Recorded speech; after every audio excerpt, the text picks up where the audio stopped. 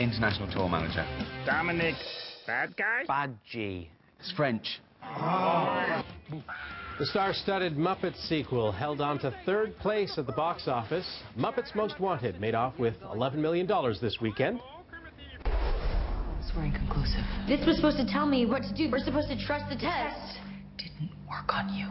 The teen sci-fi thriller Divergence lost the battle for top spot. It was knocked back to number 2, bringing in just over $26 million. Welcome to Dullness. You saw the wickedness of man. I knew you would not look away. And after weathering a sea of controversy, the biblical epic Noah surfaced in first place at the box office, earning $44 million in its opening weekend. Jason Gorber is a critic with TwitchFilm.com in Toronto and joins us now. So Russell Crowe, I mean, he's usually pretty bankable. Yeah, this time? And look, okay, let's step way back here. Well, here's a film by Darren Aronofsky, who's made some pretty extraordinary films. He started with a film called Pi, which is this weird esoteric film about mathematics and Kabbalah and finding the Word of God within the letters of the Hebrew Bible. So when we go from like an indie sort of status to that to now having this big, giant budget, crazy biblical extravaganza, you're like, how did you get from there to there? And it actually works. I went in with this thinking it would be terrible. I really love the director, but the trailers make it look awful.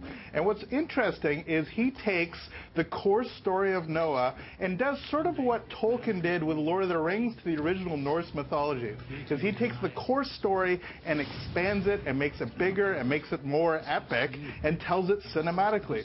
So the core sort of structure of the myth is there. It's just we're not necessarily used to it being done with, let's say, the Western tradition, or at least you know, the Judeo-Christian tradition. We're used to it being done with other traditions, like, say, Norse mythology or Arthurian legends or stuff like that. Things that we take a core and then make it much bigger, much more robust. That's what he's doing here with Noah, and there are some people that will be absolutely put off by that, thinking, oh, this is not the Noah I remember. Well, the Noah you remember is just a couple chapters in the original Bible. He's taking it and expanding it all the way that he needs to expand it, and because of that, it's fairly interesting. Clearly somebody at the studio believes in his talent as a director. Absolutely. And this was, I mean, it's a bit of a gamble in the sense that they're giving somebody who hasn't done a big, insane budget film before. But look, his last film was Black Swan, which did really well at the Oscars.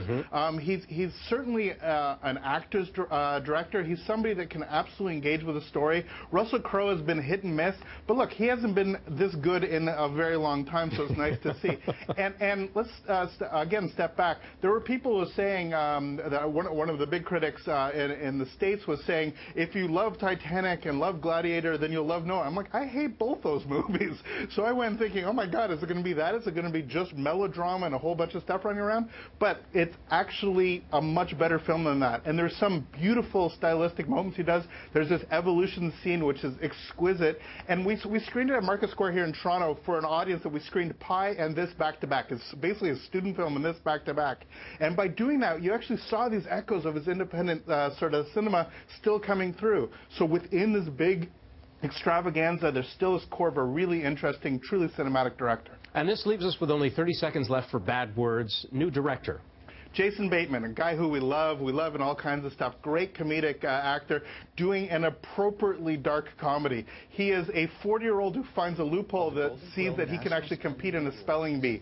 This is filthy and ribald and a lot of fun. And it's one of those sort of mean, melancholic comedies that actually goes for it. Of course he's redeemed by the end, but when he's a schmuck, he's a real schmuck, and I actually like that a lot. It's not a complete home run, but it's not one of those things like, oh, he's not so bad and then he gets pretty good. No, this guy's terrible and then gets pretty good, and that's what I actually like about it. It's a film that bravely goes as dark as it needs to get before it gets really light.